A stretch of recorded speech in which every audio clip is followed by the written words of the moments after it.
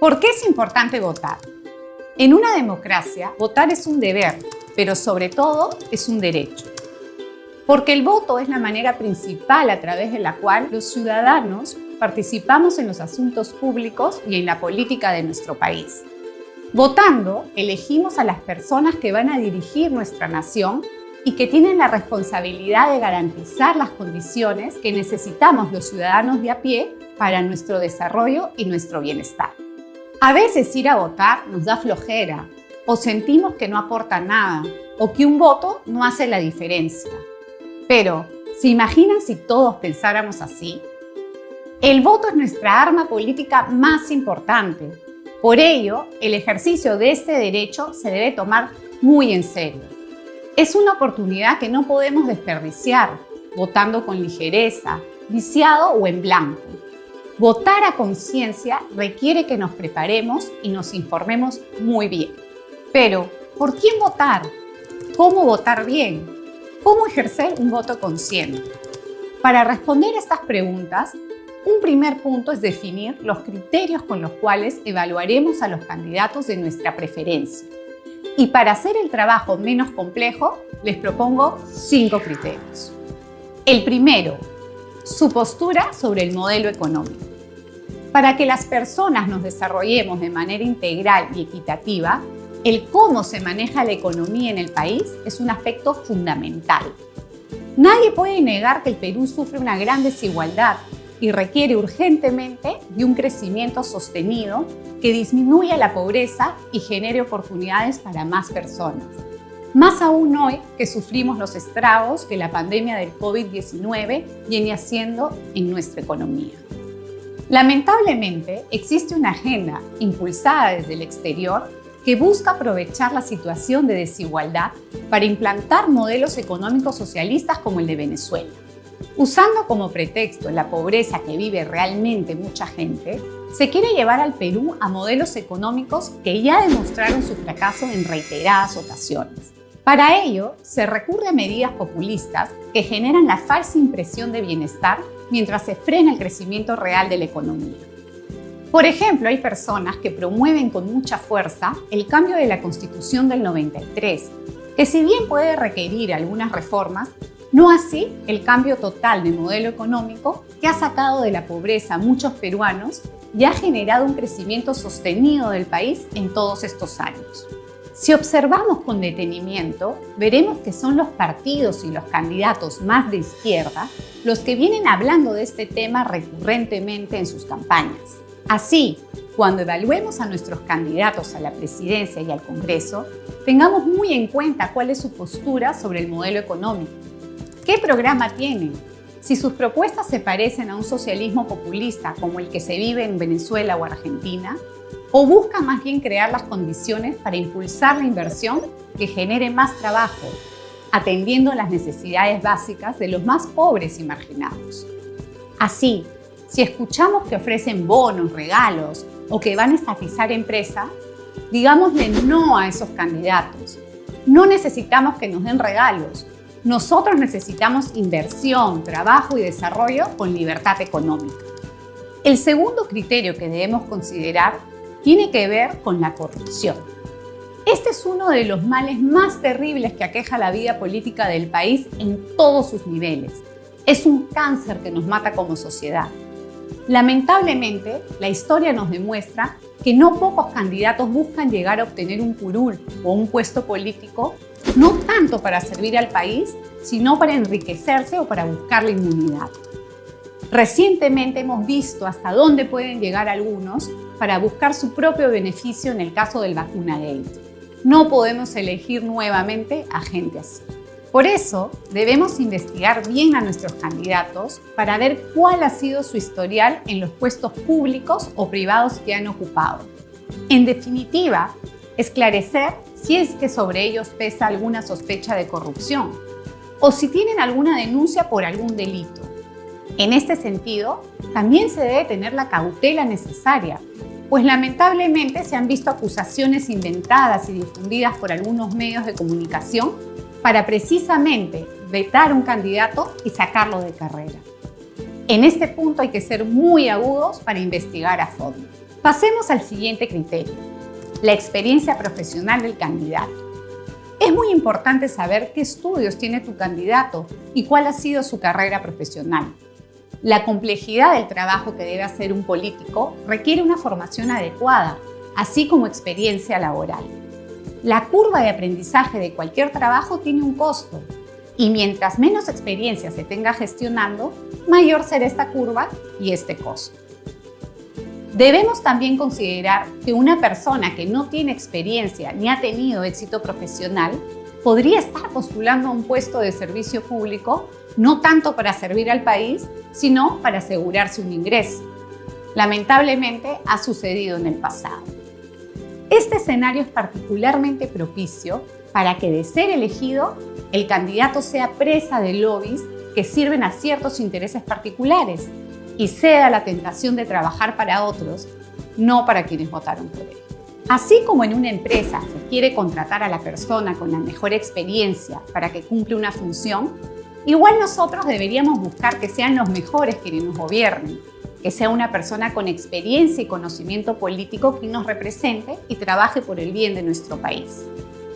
No caigamos en el estigma de que todo político es malo o corrupto. Se puede premiar a los candidatos honestos y trabajadores con nuestros votos y, de la misma manera, castigar a los corruptos y a los aprovechadores no votando por ellos. Hay personas con real vocación de servicio y con ganas de hacer las cosas bien. Nuestra responsabilidad como votantes es separar el trigo de la cizaña. El cuarto criterio tiene que ver con el partido político.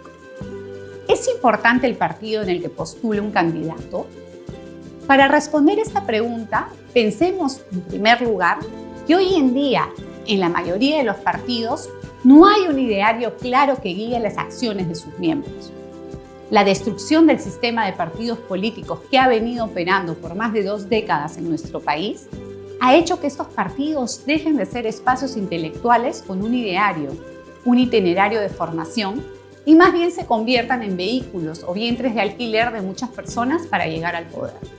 Esto contrasta con lo que antes se veía en los partidos políticos tradicionales. Por ejemplo, se podía estar o no de acuerdo con lo que pensaba un aprista o un pepecista, pero se sabía qué esperar de ellos, pues seguían un pensamiento político concreto.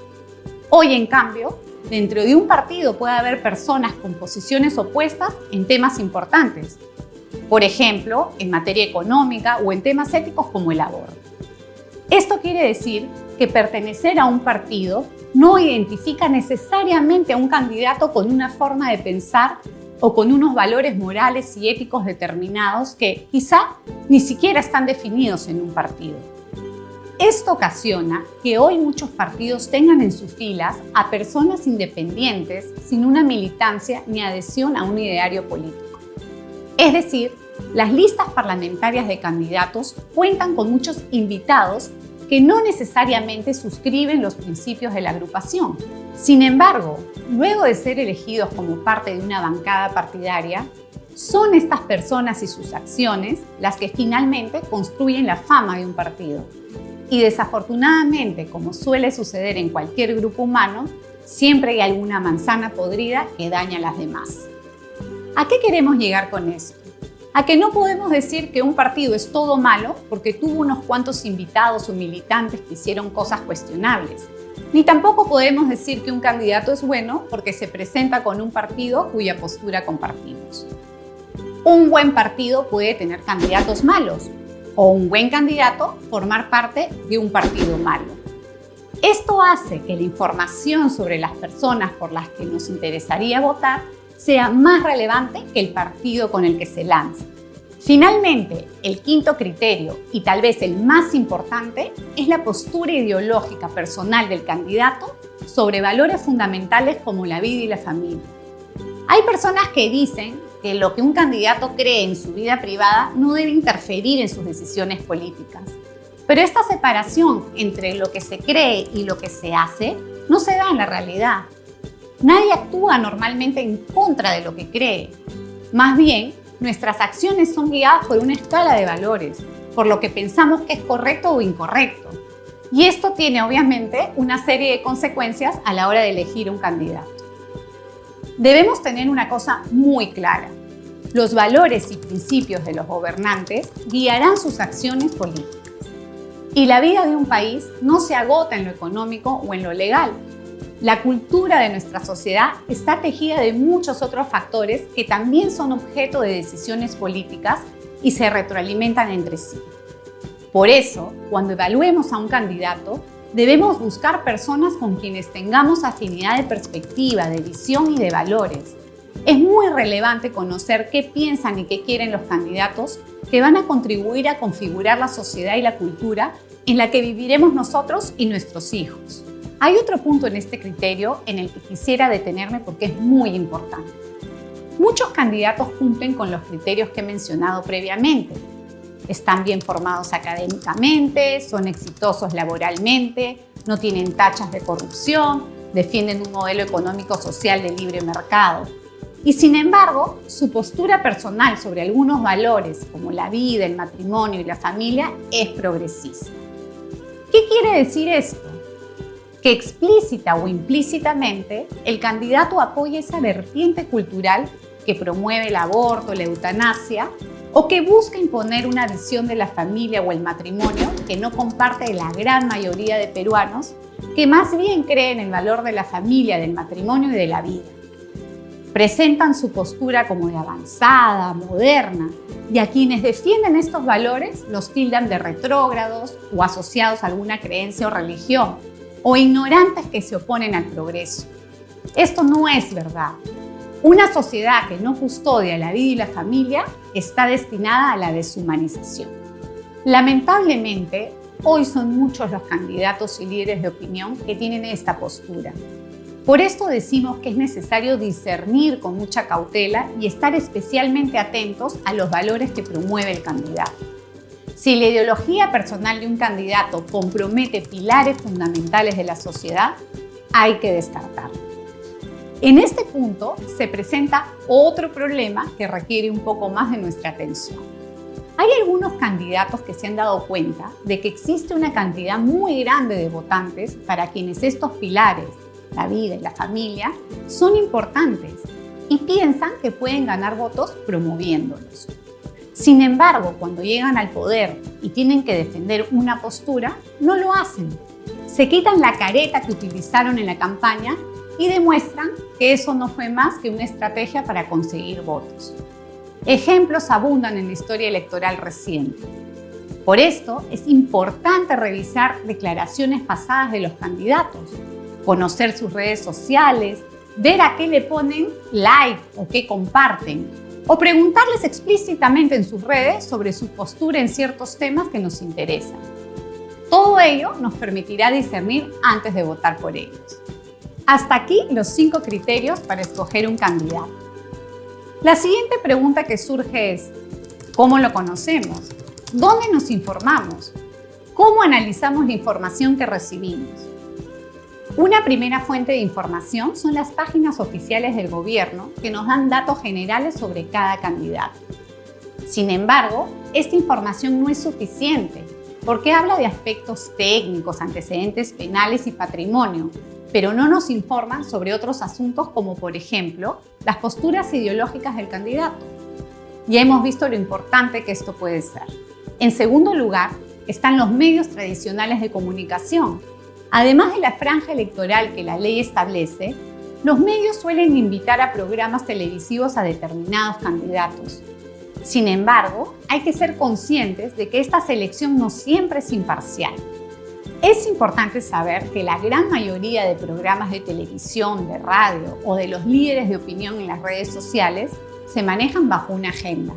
Y querámoslo o no, van a promover a candidatos que respondan a esos intereses.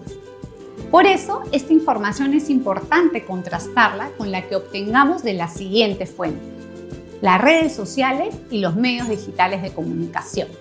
Hoy día, las redes sociales son un medio muy efectivo para recabar información sobre los candidatos.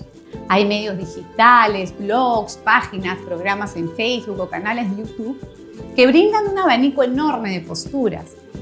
Muchos candidatos que no tienen espacio en programas de televisión o no los entrevistan ni tampoco tienen los recursos económicos para ser masivos en la difusión de sus campañas, sí tienen presencia en las redes sociales y son activos en estas plataformas. Así, combinando información de distintas fuentes, podremos hacernos una idea lo más cercana posible a la realidad sobre nuestros candidatos y de esa forma elegir entre los que se ajusten mejor a nuestros criterios. Como hemos podido ver, emitir un voto responsable es una tarea que requiere compromiso. Si nos interesa el bienestar de nuestra familia, de nuestra comunidad y de nuestro país, no podemos desatender esta responsabilidad. Esperamos que esta breve guía los oriente en el proceso de elegir a los mejores para que nos gobiernen. No se olviden, el arma política más poderosa que tiene cada ciudadano es su voto. Vayamos a votar, no desperdiciemos nuestro voto, ni votemos viciado o en blanco. Hay mucho en juego y el Perú está viviendo un momento muy difícil. Estas elecciones son vitales para cambiar el rumbo. Tomemos conciencia, nos estamos yendo al hoyo. Rescatemos al Perú. Infórmate, vota y vota bien.